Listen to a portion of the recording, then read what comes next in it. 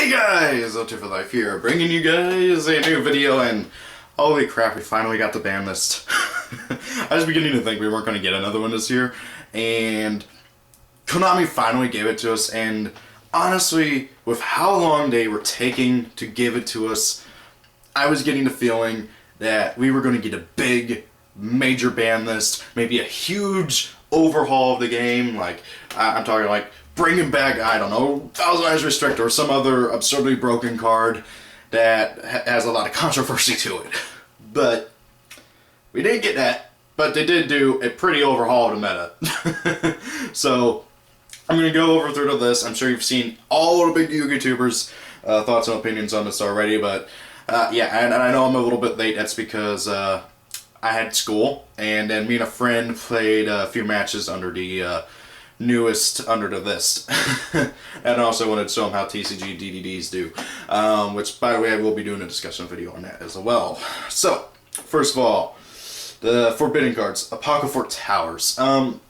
This card, it's absurdly broken. You summon it, you win, unless your opponent gets that one out that they might have in their deck.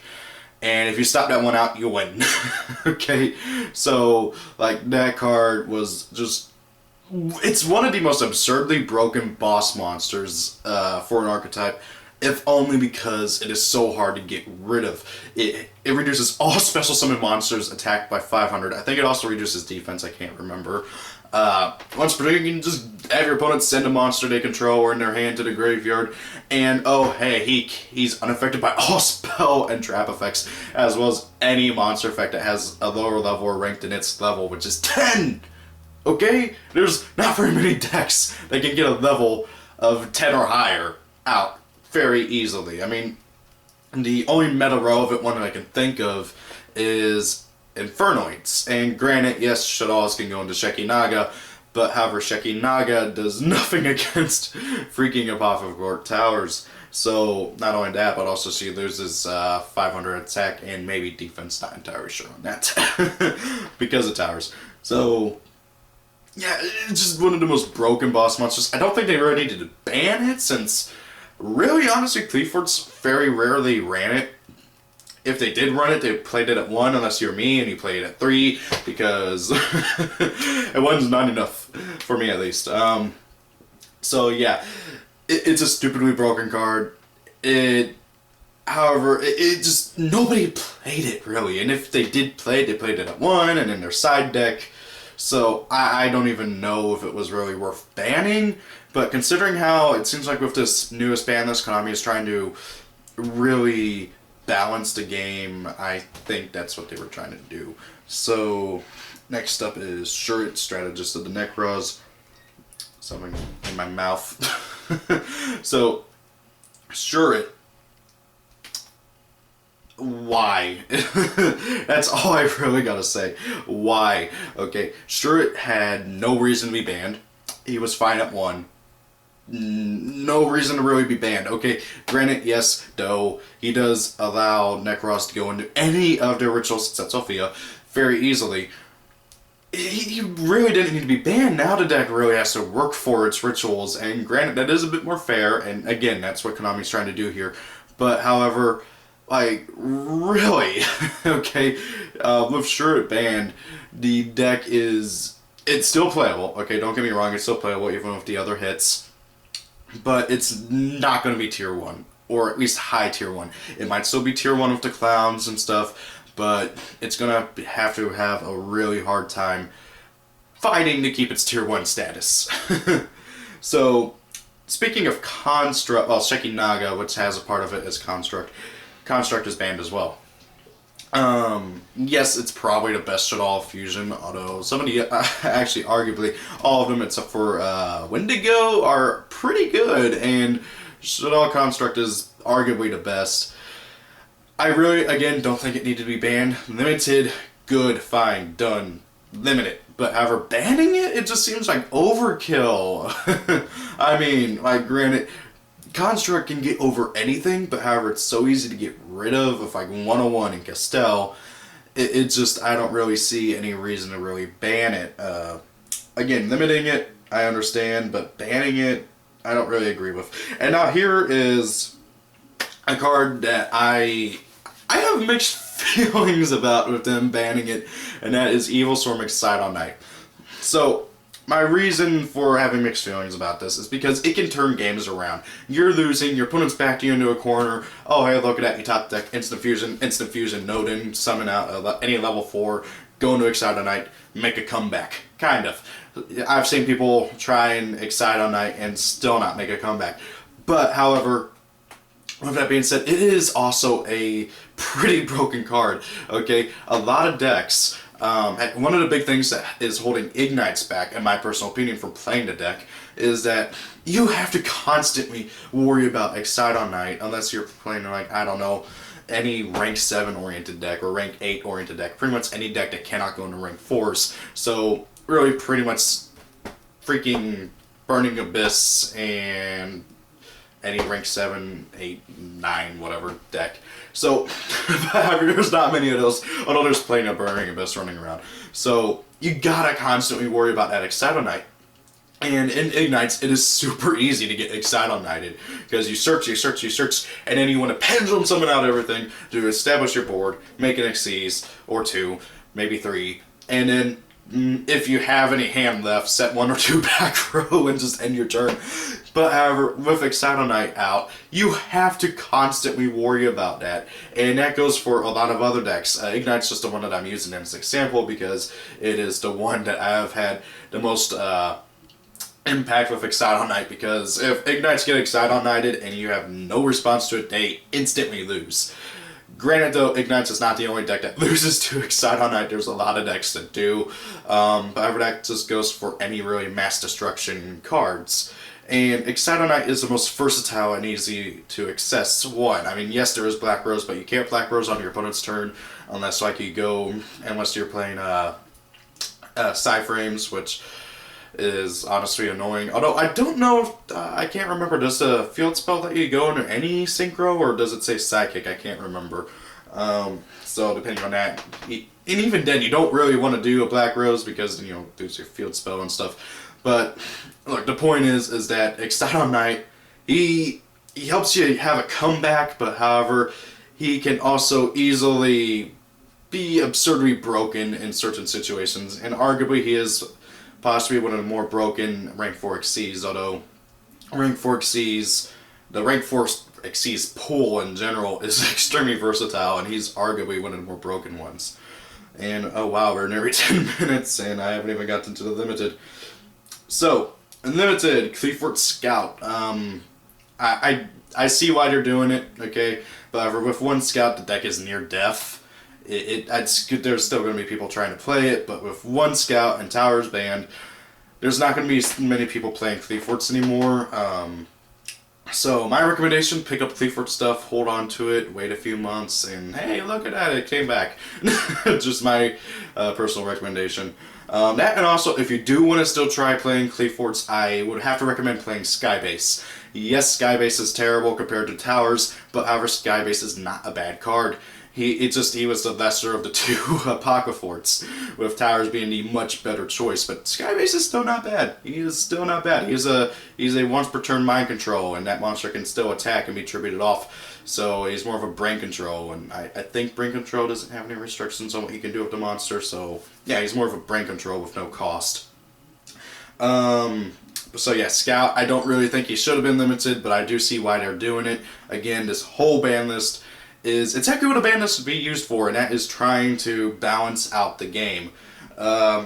Speaking of Burning Abyss from earlier, Graph Male Branch of the Burning Abyss is now limited, and I'm just going to go ahead and skip over to the semi-limited because there's one semi-limited card, and that is Sir, and he is semi-limited. So Graph is limited, Sir is semi-limited. Honestly, I kind of wish they would have flip-flopped this because I feel like Sir is more annoying because, oh hey, look at that, I bring back my Dante, and now instead of getting just one card because Dante died, I now get 2 cards because Dante died twice. But however, Graph allows you to access any of your Burning Abyss from your deck instantly, provided he hits the graveyard, in any way possible. So, I do see why they did limit him instead of Sir, but however, these two are definitely two of them, most combo-oriented parts of the deck. Obviously, you need Dante as well. But however, with Graph and Sir, the deck was just, you ain't touching their life points really, as so long as they haven't used their graph and stir effect yet that turn.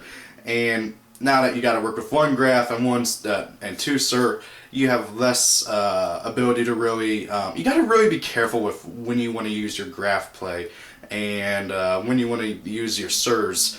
Granted, though, you kind of always had to be because you can only use their effects once per turn. But however, now you got to be even more careful. And if you open graph, you're probably not going to be using his effect to special summon him. I can almost guarantee you're not going to be, unless like you really, really need to. So next up is mathematician being at 1. I can see why he's he's one of the best. Like just dump a monster into the grave. Once he came out, he basically made Armageddon Knight redundant. So, I mean, heck, he has better stats, but he's not level 4. That's the only problem with him. If he was level 4, good God, he'd be broken. Even more so than he is. Necros of Brionic and Necros of Unicore got limited. So, along with Shurt being banned, Necros of Brionic and Unicore got limited. Brionic being the search card for the deck, and well, the main one at least. I mean, Colossus searches the spells, Brionic searches the monsters, and Unicore being quite possibly the most annoying card in the deck. The main thing with Unicore is that he is just too good. He's a level 4 ritual, and he negates all Xyz, Fusion, Synchro monsters and Pendulum monsters that were summoned from the extra deck. He just negates their effects, and you don't even have to do anything. Which is extremely annoying for every other deck other than Cleafort and Necros, and maybe other ritual decks. Because they almost never go into their extra deck. But however, every other deck, which is literally every other deck in the game, goes into their extra deck all the time. And this card just says, screw your extra deck, it's useless. Oh, and if you try to attack Falcurious, because they always have Falcon hand. So with that being said, Unicore being at 1 is much more manageable. Once they lose that Unicore, they have to use Cycle to bring it back.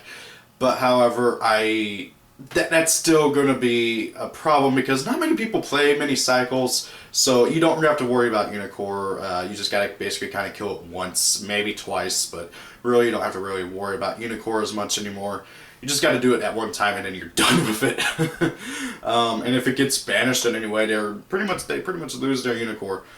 So for the rest of the game, Brionic, I completely agree with him being limited. That thing is just too stupidly good. Now, one thing I do want to say is that Konami is really, really trying to make sure that Necros just cannot adapt again, because one of the big things about Necros is they can just pretty much adapt to the ban list, and so long as they still have access to certain cards, like sure, no matter what you hit in the deck, they're going to adapt. So, rethinking about what I said earlier, yeah, I do kind of actually agree more with why they banned Shurit.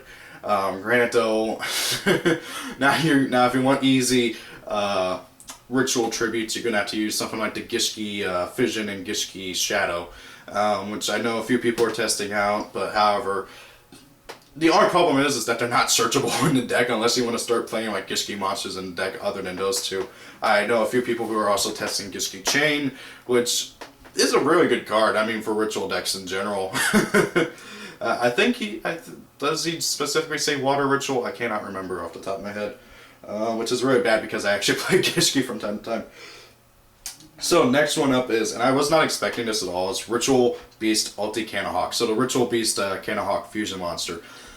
Okay, the thing about Canahawk, Ulti Canahawk at least, is that you can just, I'm losing my train of thought.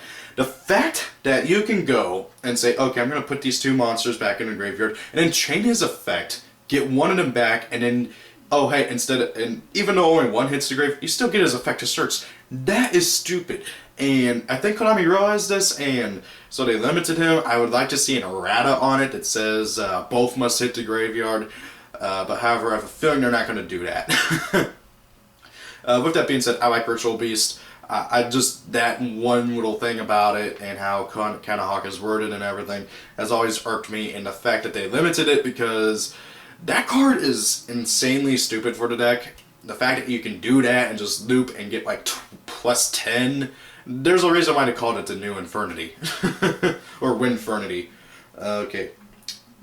Next up is Elsa Fusion, and that is limited. I don't feel like they should have limited it. I mean, one of the main things that Elsa Fusion was used for was OTKing. Yes, it is occasionally used to like save a monster or get out a window during your opponent's turn, but you don't really see that very often. It was much more used to OTK your opponent, which was used in combination with Construct, which is now banned. So there's really no reason for Elsa Fusion to be limited.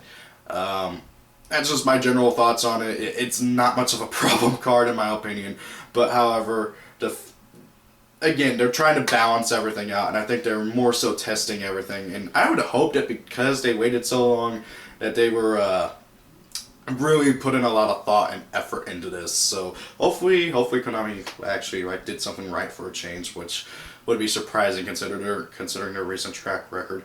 Next up is reinforcements of the army. So, as much as I hate to say it, it really needed to be hit to 1.